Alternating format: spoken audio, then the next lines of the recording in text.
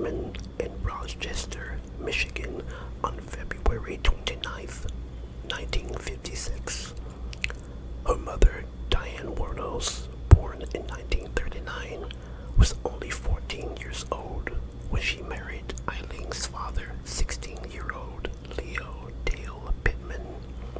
On June 3rd, 1954, Eileen's brother, Keith, was born on March 14th, 1955.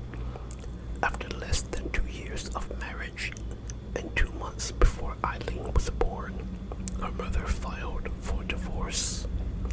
Aileen never met her father, considering the fact that he was incarcerated at the time of her birth.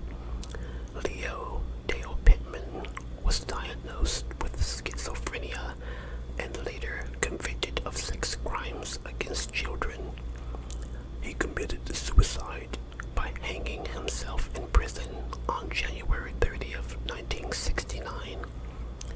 In January 1960, when Wuornos was almost 4 years old, Diane, her mother, abandoned her children, leaving them with their maternal grandparents, Laurie and Bretta Wuornos.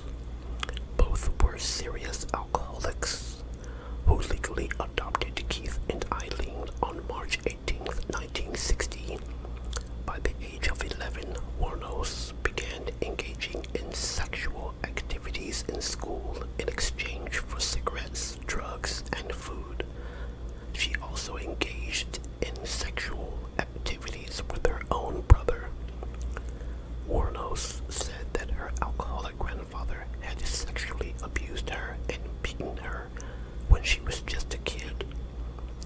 Before beating her, he would force her to strip out of her clothes. In 1970, at age 14, she became pregnant and had been raped by an accomplice of her own grandfather. On May 27, 1974, at age 18, Aileen Wuornos was arrested in Jefferson County, Colorado for driving under the influence. In other words, a DUI, disorderly conduct, and firing a .22 caliber pistol from a moving vehicle. She was later charged with failure to appear. In 1976, Wuornos hitchhiked to Florida, where she met 69-year-old yacht club president Louis Grates Fell. They quickly married, and in the announcement of their nuptials was printed in the local newspaper Society pages. However, Wuornos continually involved herself in confrontations at their local bar and went to jail briefly for assault. She also hit Phil with his own cane, leading him to gain a restraining order against her within weeks of the marriage. She then returned to Michigan, where on July 14th, 1976, she was arrested and charged with assault, disturbing the peace, for throwing a cue ball at a bartender's head. On January 17th, her brother Keith died of cancer, and Wuornos received a $10,000 payout from his life insurance. Wuornos and her ex-husband Phil annulled their marriage on July 21st, after only 9 weeks of marriage. In 1976, Wuornos was given a $105 fine for drunk driving. She used the money she inherited from her brother to pay off the fine and spent the rest within 2 months buying luxuries, including a new car, which she wrecked shortly afterwards. On May 20th, 1981, Wuornos was arrested in Edgewater, Florida for the armed robbery of a convenience store where she stole $35 and 2 packs of cigarettes. She was sentenced to prison on May 4th, 1982 and released on June 30th, 1983. On May 1st, 1984, Wuornos was arrested for attempting to pass forged checks at a bank in Key West, Florida. On November 30th, 1985, she was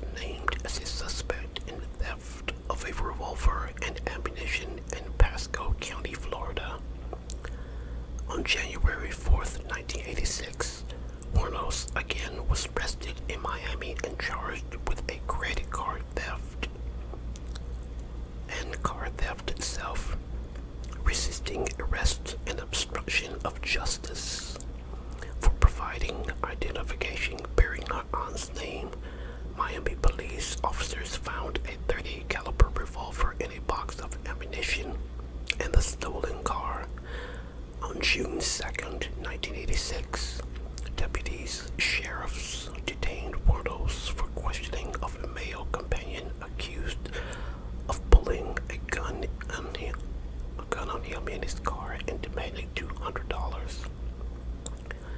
Wuornos was found to be carrying spare ammunition, and police discovered a .22 pistol under the passenger seat that she had occupied. Around this time, Wuornos met Tyler Moore, a hotel maid at a Daytona Beach lesbian bar.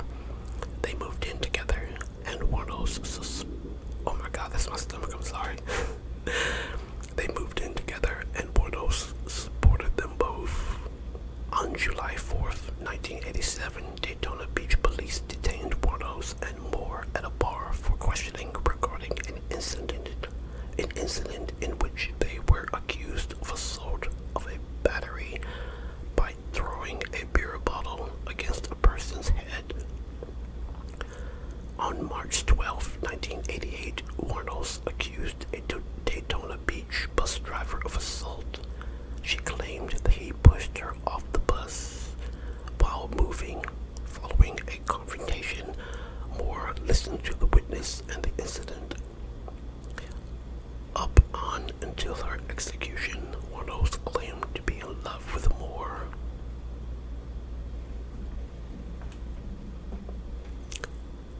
Aileen Wuornos murdered 7 men within a period of 12 months.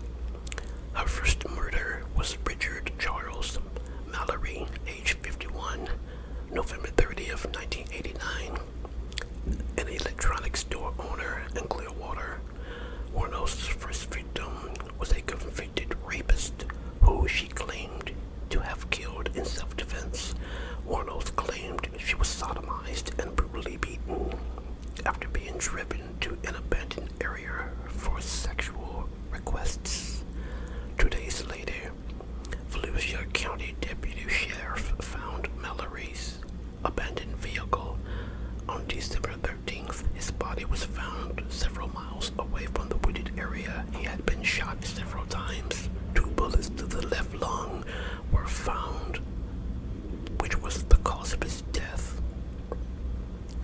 David Andrew Spears, age 47, was a construction worker in Winter Garden. He was declared missing on May 19th, 1980.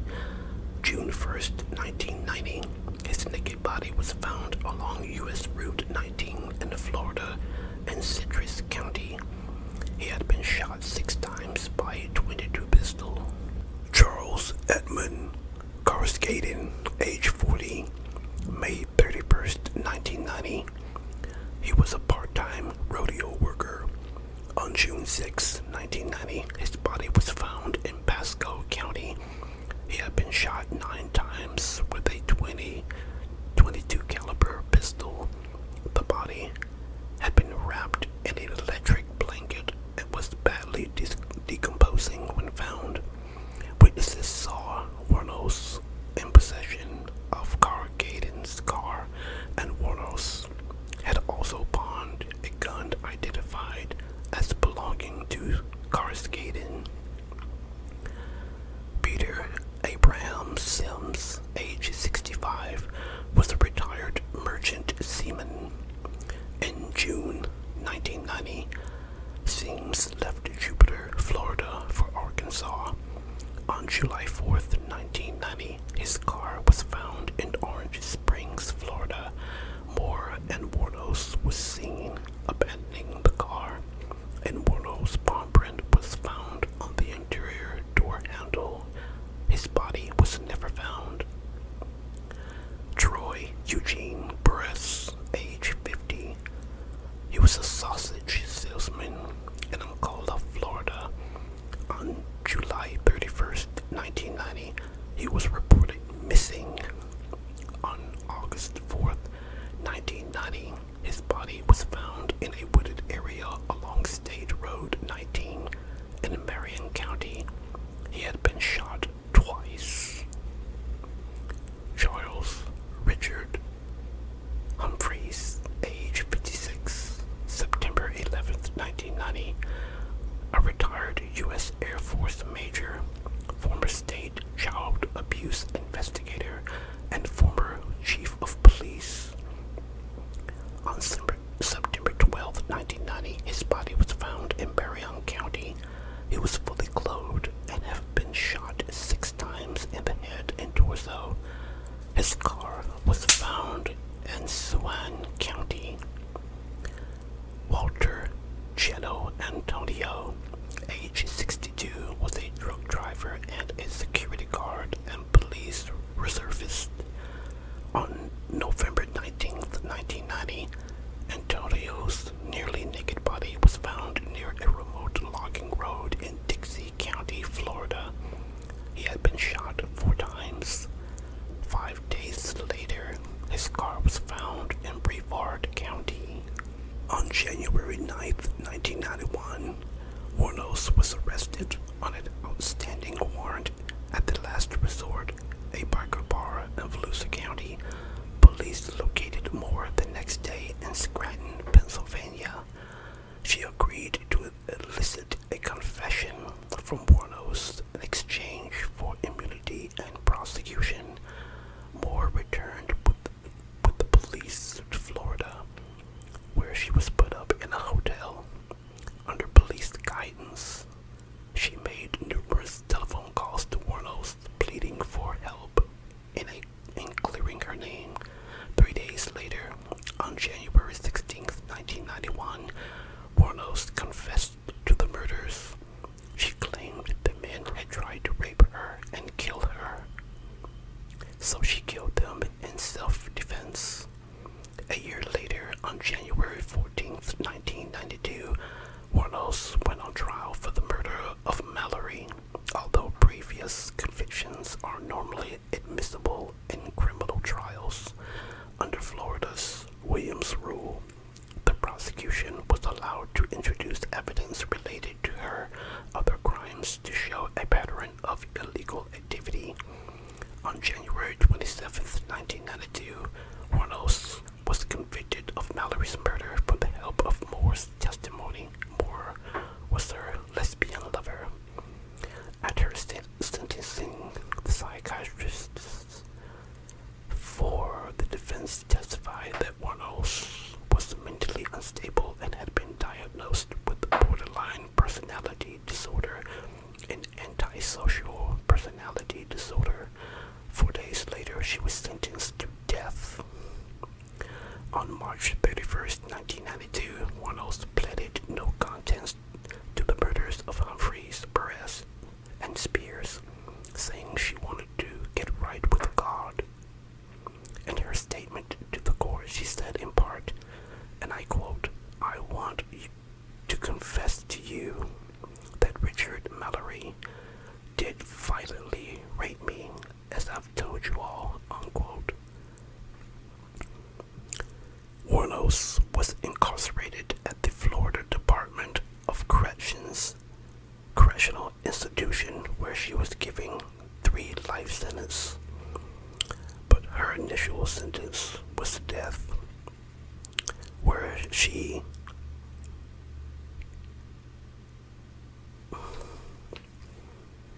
Wuornos was incarcerated at the Florida Department of Corrections, where she was sitting on death row. In 2002, Wuornos began accusing prison patrons of tainting her food with dirt, saliva, and urine. She said she had overheard conversations among prison personnel trying to get them to drink their urine and all types of foul, crazy shit. Within weeks before her execution, Wuornos gave a series of interviews to Bloomfield and talked about being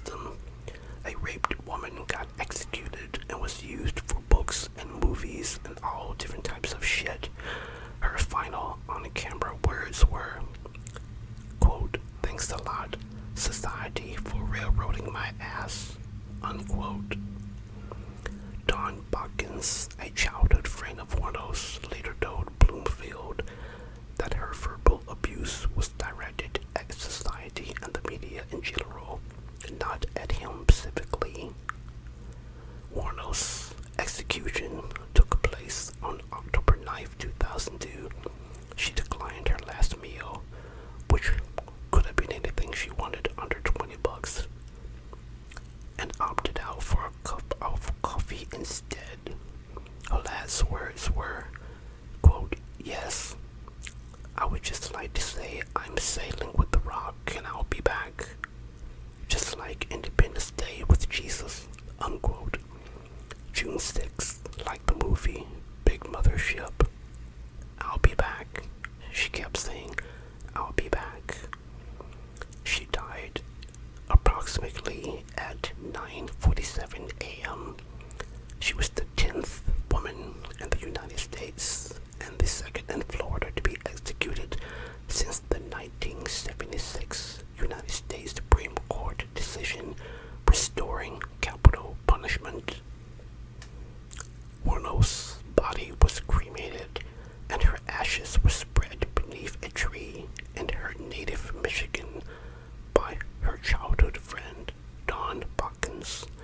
Wuornos requested that Natalie, her friend, requested to play the song by Natalie Merchant's called Carnival to be played at her funeral.